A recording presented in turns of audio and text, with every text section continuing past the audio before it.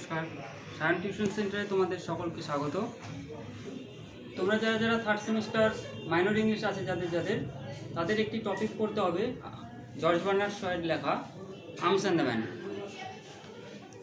আজকের এই ভিডিওতে আমস অ্যান্ড দ্য ম্যানের যে চরিত্রগুলো আছে সেগুলো সম্পর্কে একটু বলছি। এই আমস অ্যান্ড দ্য ম্যান প্রথম মঞ্চস্থ করা হয় 1894 সালের 21 এপ্রিল লন্ডনের এভিনিউ থিয়েটারে। এই নাটকটি 3টি অ্যাক্টে বিভক্ত, একটি ছোট্ট নাটক। চরিত্রগুলির মধ্যে আছে, প্রথমেই যে চরিত্র আসে তা হলো রায়না পেটকভ। রায়না পেটকভ এই নাটকের একজন হিরোইন, প্রধান হিরোইন রায়না পেটকভ। এরপর যে আসে সে হলো রায়না পেটকভের বাবা মেজর পেটকভ, তিনি একজন মিলিটারি অফিসার। এরপর আসে ক্যাথরিন পেটকভ, রায়না পেটকভের মা। এরপর যে চরিত্র সে হলো লৌকা, রায়নাদের মহিলা ভৃত্য। এছাড়া আছে নিকোলা, যে রায়নাদের বাড়িতে পুরুষ ভৃত্যের কাজ করে।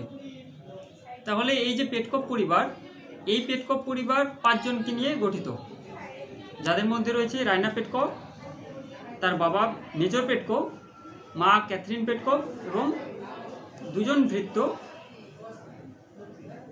লৌকা এবং নিকোলা। এছাড়া এই নাটকে আরও 2 জন চরিত্র রয়েছে। একজন সার্জিয়াস সারানভ, তিনি একজন কনভেনশনাল সোলজার, এবং এই সার্জিয়াস সারানভের সঙ্গেই রায়না পেটকভের বিয়ে ঠিক হয়েছে।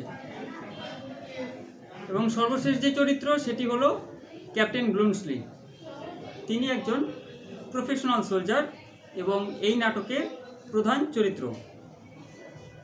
শেষ পর্যন্ত রায়না পেটকভের সঙ্গে এই ক্যাপ্টেন ব্লুমসলির বিয়ে হয়। তাহলে চরিত্রগুলো প্রথমে যা ছিল সেটি হলো রায়না পেটকভ, মেজর পেটকভ, ক্যাথরিন পেটকভ, তাদের বাড়ির 2 জন ভৃত্য লৌকা এবং নিকোলা, আর সার্জিয়াস সারানভ এবং ক্যাপ্টেন ব্লুমসলি। তো এই ছিল এই চরিত্রগুলো। এর পরবর্তী ভিডিওতে চরিত্রগুলো সম্পর্কে সংক্ষেপে বর্ণনা দেওয়া হবে। ধন্যবাদ।